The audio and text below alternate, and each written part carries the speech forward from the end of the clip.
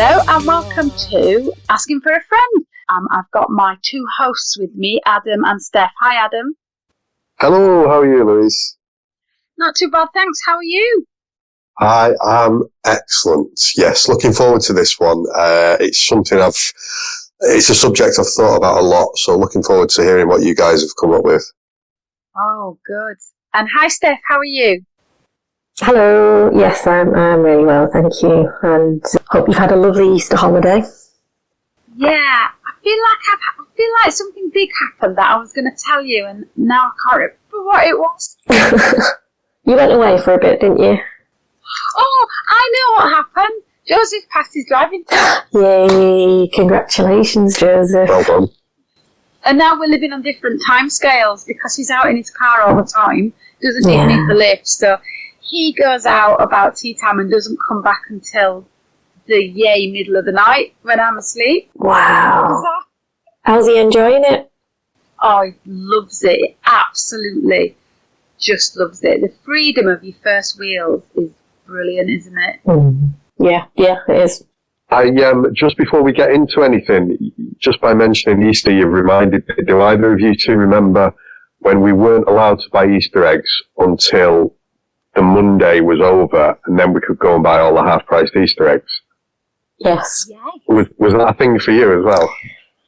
It was definitely one in our congregation. Adam, we're probably, because we went to the same congregation, we probably remember. I remember Bank Holiday Monday. I was never invited onto one, but I know that a few couples would go on like a road trip somewhere pretty on the bank holiday and go to a supermarket and get loads of half-price Easter eggs.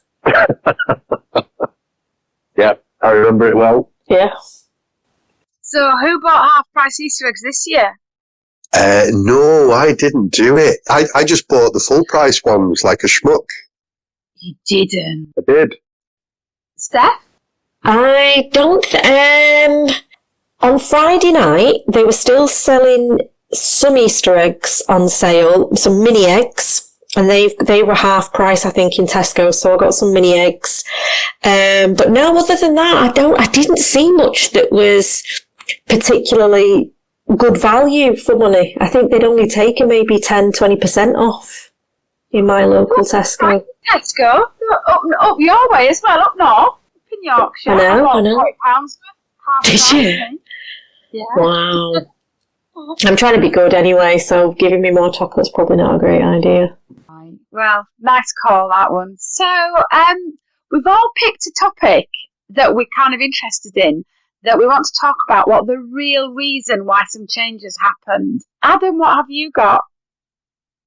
So I have done some research on the elder arrangement within Jehovah's Witnesses and why there was recently an adjustment made to the age limit for elders. So tell us what the adjustment was first, and then what's the real reason? So I've come with some background to the whole thing, just in case any listeners don't understand what elders are, etc. So elders are basically the stewards of a congregation. I don't know about you guys, but the congregations that I've been in, they tend to have between 5 and 10 elders, and they're basically the policemen. They organise the meetings, they keep an eye out for any bad behaviour, and then if you do something wrong, they're the ones who pull you up and punish you. I think that's a fairly accurate description, isn't it? I think it is, yeah. Yeah, and I think it's definitely the thing as a male, as a brother, you are supposed to strive to be. It's like the pinnacle of your career. If you stay local and you don't go to Bethel or whatever. Yeah, I think that's the highest accolade that men can aspire to. Yeah, so if you were a child growing up in a congregation, if you were a male, as Steph rightly says, then you would be pushed towards becoming an elder at some point in your life. So back in the day, I think it was 1971, that was when the elder arrangement came in the congregations. So exemplary middle-aged or older men would be appointed to be elders. And my experience, maybe it's the same for you guys, but the three congregations that I'd been in, or the four congregations I'd been in, the majority of elders were in their 40s, 50s, 60s. They were kind of experienced men who had a bit of life experience, had families, and they'd had a number of years within the organisation. They weren't people who were freshly in. I think that's probably an accurate description. Yeah, they were supposed to be like wise, weren't they, and stuff like King Solomon. Yeah. And it was also, they all seem to have wives, apart from the odd one who might be a bit of an outlier. They all seem to have quite squeaky clean lives in the congregation, but their kind of wives and their families were also really well respected as well. Yeah, and I think when I was looking through some of the material, just what you said there, Steph, is that that's actually one of the qualifications, that even if you were, say, a 45-year-old man who'd been in the organisation for 20 years and you were exemplary and you did everything right according to the rules, but your wife perhaps didn't come to the meetings that often, or she maybe worked in a questionable work sector that the organisation didn't like, then that might stop you from being appointed as an elder. I definitely think it held back. I mean, obviously naming no names, but DP, who was in our hall, yeah, I think that held him back for many years because his wife she kind of faded, didn't she? And didn't attend meetings for many years. I don't believe she still attends now, but I think it took him 3 times as long to be made an elder as it would somebody like JR, who was an elder. Yeah, really? Because his wife was a JR. Yeah, because his wife was a pioneer. Yeah, and I think that's, and most of the elders, and most of the elders that I came across were kind of 40 plus. I'd say there was occasionally one that was in the 30s. So this elder arrangement came into being in the early 1970s. And it's pretty much gone unchanged, apart from a few tweaks here and there, until recent years. So you guys will probably have had the experience where you've had elders come round to your house and give you advice or tell you off for something that you've done wrong.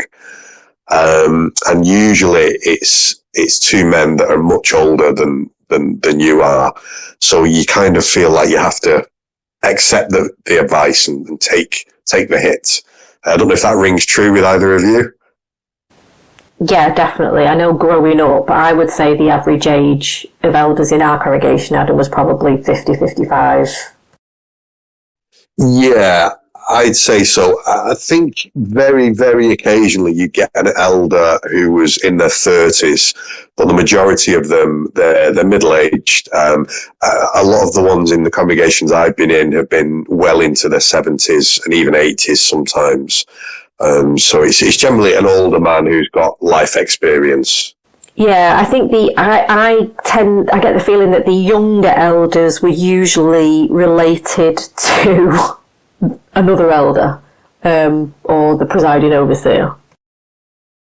Yeah, in my experience as well, there's an element of sometimes a face fits. And there would be a younger elder, appointed if their family members were in good positions, etc. So what prompted me to look into this was that it was either early 2025 or late 2024. There was a letter sent to all congregations saying that elders can now be appointed at the age of early 20s or 21, 22. And it came as a bit of a shock to me, and probably a lot of other people as well, because the whole remit of an elder, the job of an elder is to sort of spiritually lead the congregation and keep it in check. And now they're saying that it's acceptable for a 21-year-old to do that. So it was quite a big change, I think. And it started me thinking as to what are the reasons for this, because it's quite odd that a job that you would require someone to have a lot of life experience for, you're suddenly saying, right, a 21-year-old can do it. So I don't know what you guys think, whether it came as a shock to you. I mean, I think that when you understand that elders hold your spiritual life in their hands, that they can disfellowship you and cut you off from your entire family, friends, support network, and that you will be destroyed at Armageddon by their doctrine. To put that in the hands of a 21-year-old who may have had no life experience at all is quite terrifying. Yeah, it is terrifying. I think it's shocking, but I think I can maybe hazard a guess at why they might have done it. I just think that Jehovah's Witnesses are not allowed, as we know, to have further education or have any kind of career. And I think it's a way of perhaps making up for the fact that there is no career progression of any kind that young men are going to be allowed in their lives, and that they're having to give, the governing body are having to give maybe a little bit and say, well, you can't have further education, you can't have university, but you can still feel as though you're having some kind of career progression, because by 21, you should be on a kind of career path and starting to do well, at something and progressing. So maybe it's that. Yeah, I had similar thoughts to you, Steph. I went off on a bit of a tangent with another adjustment that happened recently, though. So if you just rewind about a year ago, there was another big adjustment that was made for men who are Jehovah's Witnesses, and that is that they were allowed to have beards. Now, we could do a whole hour on another podcast about this. For any listeners that are not aware, Jehovah's Witnesses having beards, especially in America and the UK, that was an absolute no-no. Unless you were a woman, I think it was allowed. But if you were a man, you had to shave it. Very funny. Good, very good that. So yeah, if I'd have grown a beard, then I wouldn't have been given responsibilities and I would have been kind of soft shunned. So that maybe helps to explain to listeners the beard thing. So about 18 months, 2 years ago, they changed the policy on it, and they said that men can now have beards without any repercussions.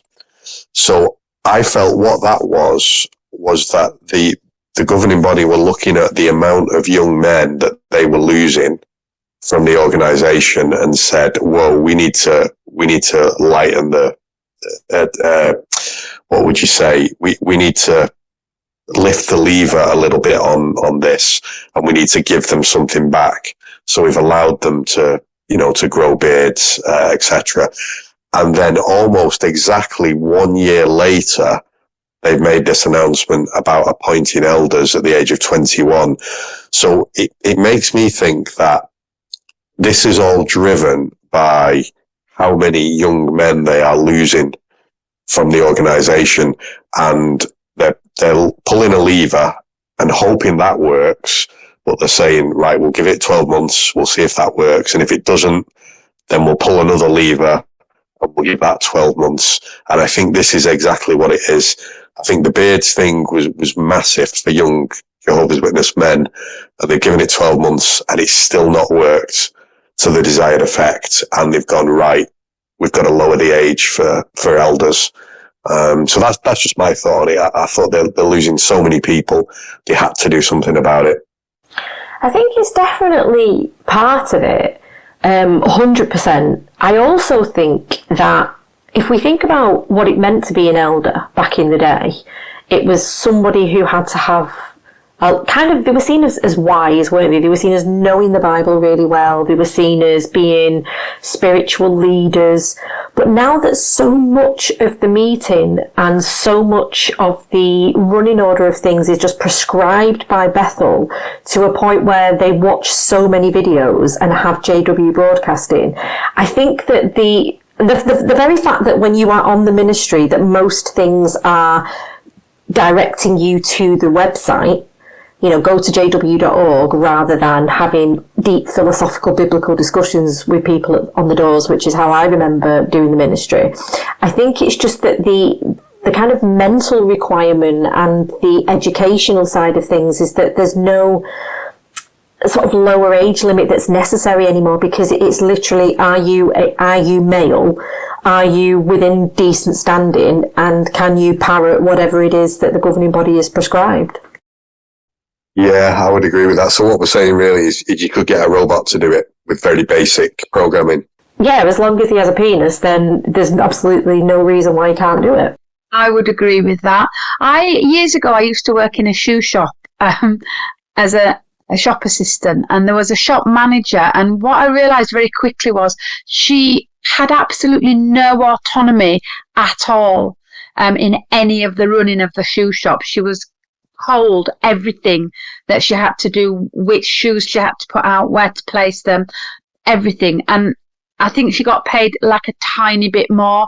And actually, I just wonder if the elder arrangement has gone a little bit like that now, because as you say, Adam, so much more is directed that it needs a lot less autonomous thinking around it, and therefore you can have, and because they have the elder's handbook, which really lists everything out, doesn't it? Literally every single thing, although they always had that before as well. But I think because there's a drain of men, perhaps, that they've had to lower the age to try and keep the body of elders as a body and not as just a few old timers.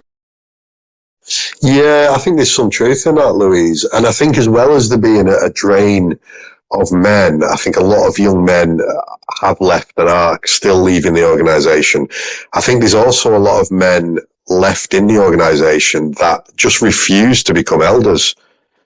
I know, like I was one of them.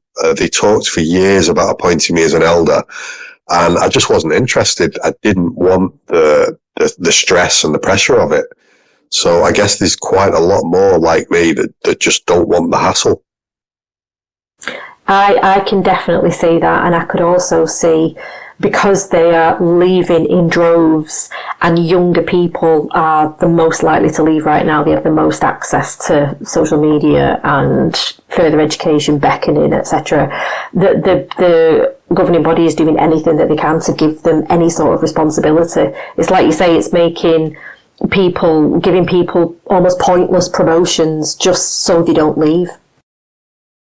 Yeah, and it makes me wonder, maybe you guys have wondered as well, they've pulled a few levers here in the space of 2.5 years. What's the next one? Are they, at some point down the road, are they going to allow women to be elders? Can you imagine? Can you imagine that? It'll be trans people. Yeah. Will allow, but not women. I think they are, it's like, we touched on it on the last podcast, didn't we? I think there is going to be something that involves more women, because I think legally, with the abuse cases and the horrific way that it's so male oriented, I think they'll have to relax in some ways, but I just can't see them having the humility that it would take to allow, God forbid, a female to make decisions in the Kingdom Hall to that extent. Yeah, I agree. I can't see that. So we think the real reason for the lowering of the age is pretty straightforward, that it's just a numbers game, that young people are leaving and that older people are getting older, and perhaps the congregations are getting smaller and there's just not enough men to go around. Yeah, absolutely. And also, Steph raised a really good point about everything just becoming, I don't know if the phrase is dumbed down, but I think it is dumbed down. I think that's fine as a phrase. Yeah. When we were in the organisation, we were used to discussing like really deep scriptural theories and ideas and prophecies in the Bible and stuff like that. And today, like Steph says, it's just a case of they point people to the website and they don't really have any kind of in-depth conversation. So I think that's an element of it too.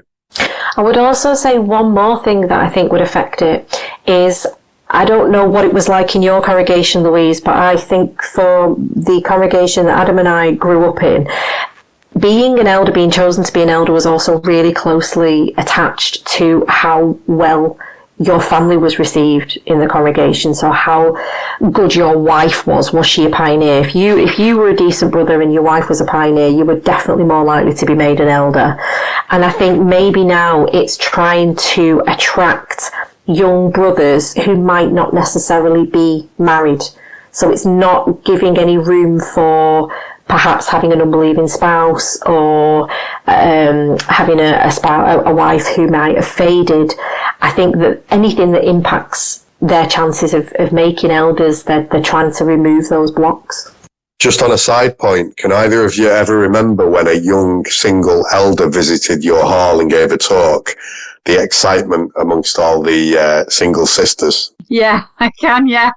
I mean, yes, and I can remember in my congregation, there was a brother who arrived at the Kingdom Hall once, and my sister was so hell-bent on setting me up with him, and I just wasn't interested whatsoever, that she did some research to find out if he was already married or not, and I was, please don't do this, just please don't. So, Steph, what had you looked up for this week? So I've got to give massive props to Paul Grundy for this, because I've been on JW Facts and I just think he sums it up the best. So I am stealing a lot, I must say, for this. I'm looking at why the Tuesday book study, or the whatever day it was either a Monday or a Tuesday for me, I don't know what it was for you two, but why the book study arrangement ended in people's homes. Now, this came in around 2008, January 2008, the book study arrangement ended. And I don't know about you, I don't know what you two think, but it was the least favourite of all the meetings in the week. I don't know what you think. I would say I quite enjoyed it. Your family hosted it though, didn't it? To me, it always felt like you're having to get in the car just to go out for an hour and come back. But it ruined your whole evening. I didn't like the book study. I don't know, what were you like, Louise? Louise, what was it like for you, the Thursday book study? Did you enjoy it? I enjoyed the Tuesday book study. Because I was an only child and we didn't get out a lot or mixed in a lot, it was going to someone's house and I really liked it. And it was a short meeting, so it was my favourite. And when I was little, I could scrum about on the floor, and we used to go to Ted's house, and I used to scrum about on the floor, and then I used to really quietly roll underneath the sofa. And then under his sofa, it must have been on legs, there was like a little fabric flap, and I used to pretend it was a shelf and that I had jars of jam on the... I just got lost in my own little world under the dead sofa. Oh, but that's good. I mean, I'm glad you had good memories of it. I just found it utterly pointless and boring. And then this arrangement came in, but it wasn't until a couple of years after I had already left. So I left in about 2006, 2007, and then this arrangement came in 2008. And the society sold it to Jehovah's Witnesses as this is a loving arrangement, and that it was strategic because, number one, the brothers were concerned that families were having to pay too much in petrol. It was supposed to be a cost-saving exercise. It was also supposed to be an exercise where, rather than making families leave their house an extra night in the week, instead they should use that night, Tuesday night, Monday night, or whenever night the book study was, for family worship instead, so that they would have a family study instead. And the other thing was that they incorporated the book study as part of the Thursday night, or what was known the Theocratic Ministry School, so it was included as one of them. Now that arrangement didn't last very long. It wasn't long before they completely got rid of the book study altogether.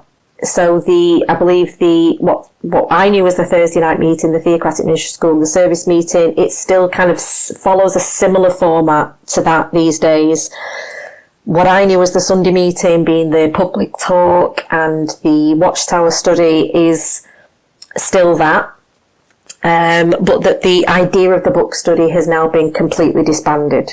So I have my own ideas as to why they've done that, but I would like to know what your opinion is as to why they got rid of the book study. Go first. You go first, Louise.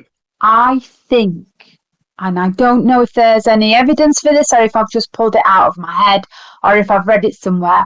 I think they got rid of the Tuesday book study because, well, I know for a fact in one case where a child was sexually abused in the home after the book study, and I think it's something to do with not being able to regulate things going on in people's homes and it being too much of a risk that children were going into other people's homes in a trusted environment, and that maybe there was more than one case of child abuse. Am I on the right track?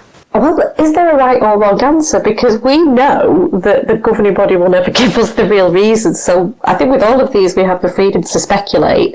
But from what I've read online and from research that I've been doing, that is the general consensus, that this is absolutely one of the biggest reasons that people think the book study in people's houses ended. What about you, Adam? What do you think? There are a couple more, I think. Yeah, I've thought about this quite a lot because I enjoyed the book study and I was really shocked when it ended. I was still in the organisation for a good 6 years after it ended. And I never felt like I got to the bottom of why it really finished. Yeah, so a bit of me thinks what Louise said about potential lawsuits coming up, abuse in homes, it was perhaps easier for some abusers to get away with it. The other thing about control, so there were kind of reports, and you did hear things occasionally, I heard things occasionally, where book study groups would go off at a tangent and... they'd go rogue. They'd go rogue and they'd start discussing things that the organisation didn't want them to discuss or speculate on. So I felt that maybe message control was a bit of a thing there. I also think another reason that perhaps contributed to it is for a book study group to function, you need a reliable company man elder to lead it. And you also need a reliable company man assistant, whether that's another elder or a ministerial servant, to lead it. And I just think in a lot of countries, they were starting to run out of reliable elders and servants quite a long time ago. So I'm wondering whether that was maybe they do if they'd reduced the age of elders to 21 back in 2008, maybe we'd still have a book study, I don't know. Possibly. One of the things I really loved about the book study is it was at my mum and dad's house for a long time, and we used to clean the house before the book study, and I love cleaning. So my mum would give me the hoover, and she'd go, right, hoover the house. So every Tuesday evening, I would hoover the house from top to bottom, and that is one of the reasons I love the Tuesday book study. Sorry, gone off at a tangent there. Because I love cleaning. That's a thing of beauty, Adam. It really is. It just is. Well, that doesn't surprise me from what I know of you. It's just one of the things I remember is hoovering the entire house every single Tuesday, and I loved it. Wow. Fair enough. No. Maybe that was one of the reasons that the society was sick of messy houses. I don't know, because I don't know if you weren't there to clean them. You are all, I think, bringing up really good points. These are all points that have been discussed. Yes, the chance of a child being abused was much higher. And they wanted to make sure that there were as few reasons as possible for children to be involved in non-congregational, as in not at the Kingdom Hall, interactions with people.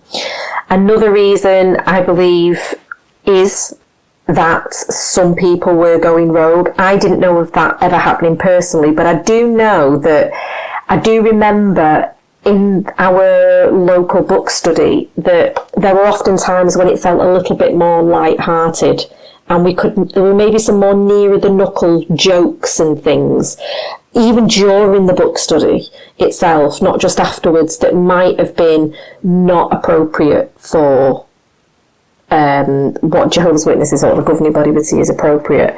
The last reason that I've heard about is that Jehovah's Witness elders and the governing body were worried that there was possibly an insurance issue, that people who had opened their homes were not insured, and should anything happen, a fire or an accident of any kind, that they weren't set up for, or legally they hadn't registered people's homes as places of worship, and that this was another potential problem. That's an excellent one that I hadn't thought about, the insurance issue. Yeah. Yeah, because, I mean, the society is really so litigious, and also people generally are more litigious than they used to be. Quite rightly so, or not. So the paranoia that the Watchtower has about being sued already, I think they just didn't want to open up any chances for that to happen. Can either of you remember, for the majority of witnesses, why it came as such a big shock when it was dissolved? I just remember being shocked. I mean, I'd left by then, so... Yeah, I'd left, so I think you were the only one who really remembers it, Adam. The things that were said to me, and this was said to me on a number of occasions, it was quite a hot topic of discussion for maybe a year, 2 years afterwards, was that the expectation amongst witnesses was that when they got nearer to the end of the system, to Armageddon, the end of the world, for any listeners that haven't maybe heard of that, is that they expected the government to kind of lock down or repossess the kingdom halls, and the only way that the witnesses could meet was secretly in each other's homes. Yeah, so all of a sudden they've removed that. Yeah. So a lot of people used to discuss that and say, we're really shocked because we thought that would be the last meeting to go, the private one in people's homes. Yeah, because that dystopian video where Armageddon's starting and they're doing that secret knock on the door and saying, oh, it's terrible out there, that's where they're all running into somebody's home, isn't it? And doing a secret knock on the door. Is that the bunker video? That's the one, the bunker video. Bunker video, yeah. I mean, I think any one of those reasons that we've talked about is legitimate, but I just think that it will have been shocking for a lot of people, because I think that is where a lot of the community feel of being a Jehovah's Witness happened, particularly when you had been in a book study group for a long time. I think that was where people probably had more of their one-to-one social interaction, and there was sort of, because it wasn't just the book study group, it wasn't just that night. You would join your book study group for field service on a Saturday morning. We didn't tend to meet as congregations. We met in our book study groups. We also cleaned the Kingdom Hall in our book study groups. It wasn't just meeting once a week for an hour.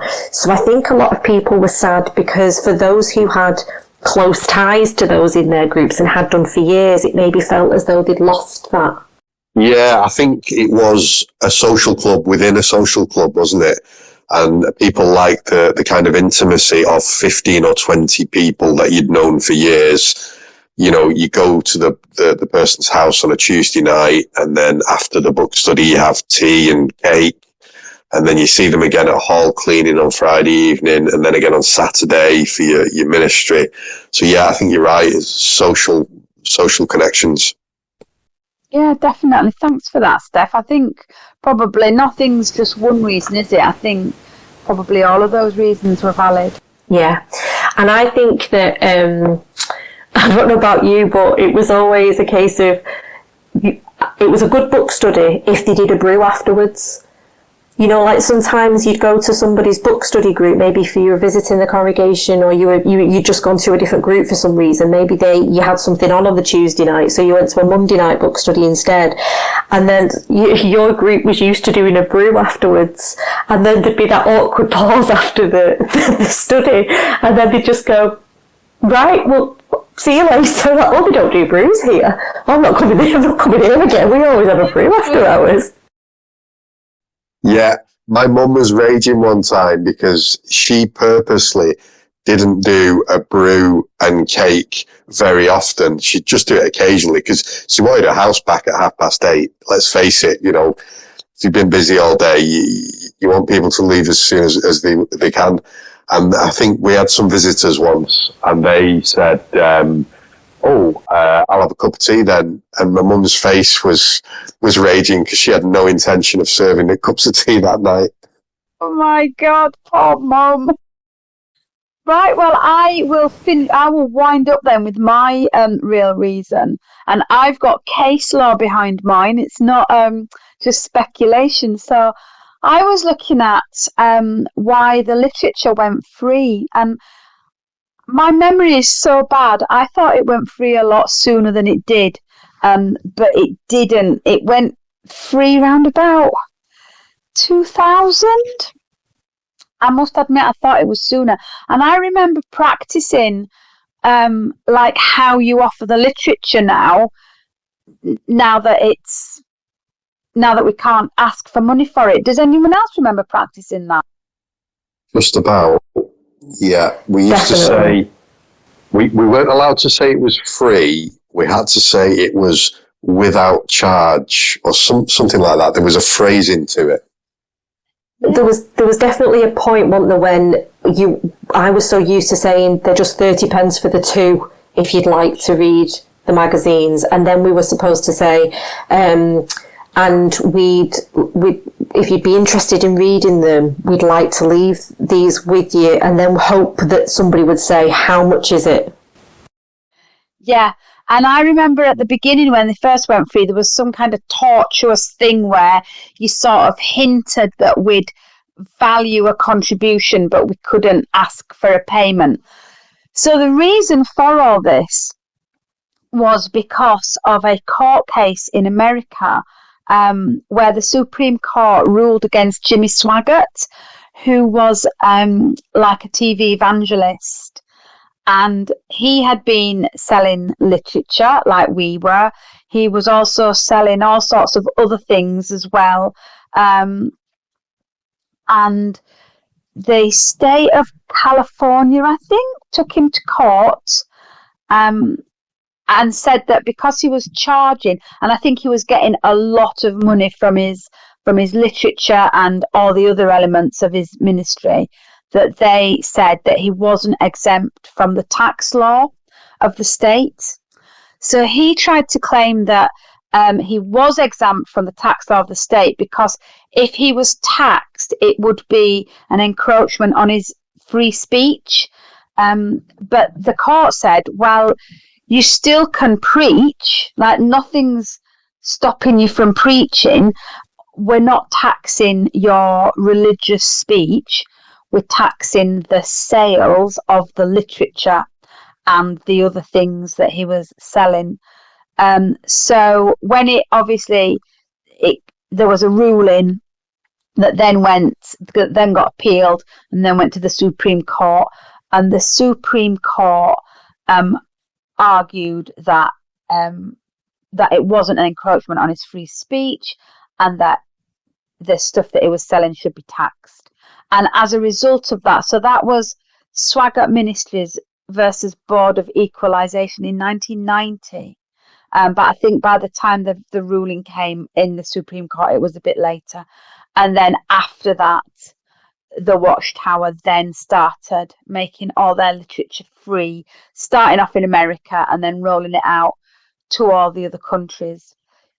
So that is the real reason. Now, the reason the Watchtower gave was, and I remember this, they said, we don't want anyone who may not be in a financial position to give a contribution so that they miss out on the vital life-saving information contained in our literature. And we thought, well, this means Armageddon's like coming really soon, because, you know, we're giving away the word free now. It's so urgent that we get the good news out to everybody that we're just going to not charge for it. I mean, as it happened, the Watchtower Society still got their money for the literature, because what happened was we went to the book counter and we bought all those magazines, and then we just tried to recoup what we'd spent by asking people for a donation, or as in the past, by charging, which we would then use to buy the next lot of literature. So I don't think the society themselves missed out. I mean, we were told constantly, don't forget that it costs money to produce all this. So the rank and file was still paying. It's just that the general public weren't paying anymore, and therefore we weren't subject to the tax laws of each country. I don't know if anyone else has got any opinion on how they remember that going down. I think that we stopped charging people a fixed amount, I think, in the early 90s. I'm pretty sure it was before 2000. The 2000 thing, I think, is actually when we stopped paying for it at the literature counter, and nobody had to pay anything. I only know because of where we were living at the time, and I know that by the time we'd moved to Anglesey, I think about 94, I think it was either coming in at that point or had already come in. I think it was before 2000. I think it was more early 90s that we stopped charging witnesses. We stopped charging the householder. I definitely remember that. I definitely remember it being sooner than that. Because in 2000, I was kind of close to leaving, and it was well before that. I seem to remember. Yeah, I think the confusion there is probably to do with there was no longer a price that we had to pay at the literature counter anymore, but the householder hadn't had a fixed amount to pay for a long time. Right. That makes sense, yeah, because I definitely remember being fully in a full-on witness when I was practicing this. Sort of asking for money, but not asking for money. And the difference between a fixed price and a donation, being that a donation could be variable, so you couldn't really know what to tax on a donation. And donations go to charities, don't they? Whereas companies charge fixed prices for things. So what the court in California said, that we treat the sale of a Bible by Jimmy Swaggart as the same as the sale of a Bible by a bookstore. And I thought, yeah, that makes sense. Yeah, that's fair. Absolutely. Yeah, it was. Sorry. I was just going to say it was a strange old period, because I'm sure that in the few years preceding that, there'd also been a price increase. So the Watchtower and Awake magazines, which witnesses were well known for back in the day, I think they were maybe 20 pence each, and then they went up to 30 pence each or 40 pence each. And looking back, obviously there was a bit of a squeeze on printing costs by the looks of it, and the organisation was looking for any ways it could to save money or pass the costs on to somebody else, i.e. us. So yeah, I think they were in trouble maybe before that as well. Do either of you remember going out on the ministry and selling subscriptions, like for certain months at a time, not just individual magazines? Yes. Because there was a pink slip and a blue slip for subscriptions. And when I was looking on Reddit about the charging money for magazines, people were talking about the subscriptions, and I always thought it was, although you got to report it on your time slip, it was a bit of a swindle, because once you'd sold a subscription, you didn't get the time to do the return visit every fortnight to sell your magazines.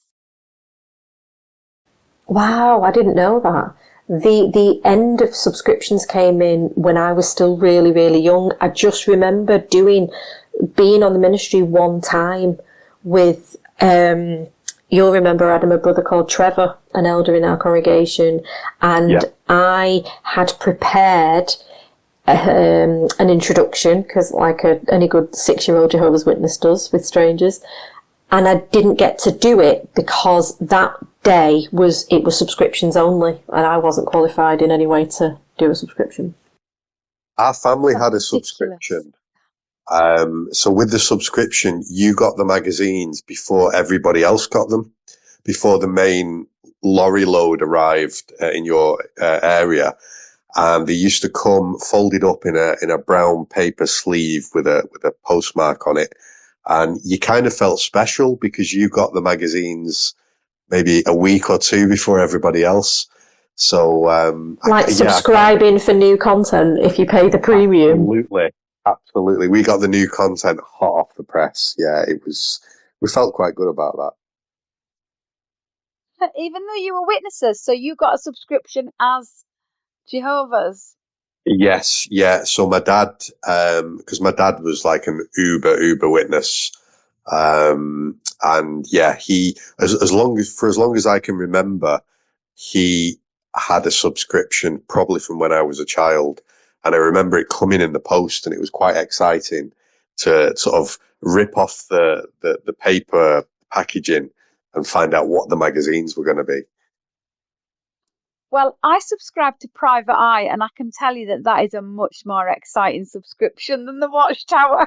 I know. I have the BBC History magazine. That's so much better. So, on Reddit, somebody had put about paying for the magazines. I was a kid in the 90s, and so I had no clue about this, as in about them being charged for. The idea of going out in service and reporting it was about reporting hours, screamed pyramid scheme to me, but I was thrown by the fact that I'd never seen them charging for literature. So I thought that was an interesting angle on it, that because we didn't charge for literature, we looked kind of more legit than maybe some more scammy fraudster type schemes. I also think that generally people who are decent people, who are interested enough or feel sorry enough for us to have accepted the literature, would usually have made a donation. And I think that oftentimes they would get more for a donation than they would have done had they asked for a set price. Yeah, I think that's true. I just used to hate the whole asking for money thing when it was a fixed price and when it was a donation. I hated it. And I still cannot ask for money. Like if there's a collection at work for somebody's birthday or something, I can't do it. I just cannot go around and ask people for money. My whole nervous system screams against it. I hate it so much. I get that. I think that makes sense. Yeah. One of the kind of offshoots of this is that if you were to take a snapshot of all the literature that was knocking about back in the early 90s, you know, there would be a day during the week where two of the congregation would go to the Kingdom Hall, and the lorry from the Bethel would load off all the magazines and the books, and there'd be tons and tons and tons of them. And you think of all the literature we took out in our ministry bags and sold to people, or later on just gave away to people. If you went into a Kingdom Hall now, you'd be quite hard pressed to find physical literature. Yeah, because one of the things that I found in my research was that the number of magazines has gone down, hasn't it? And has it reduced to like one a year or something? Yeah, I think there's one awake per year and one, possibly two, public watchtowers per year. Yeah. And if we think about Jehovah's Witnesses in their rank and file order of things, in this kind of organisational hierarchy, we were known as publishers.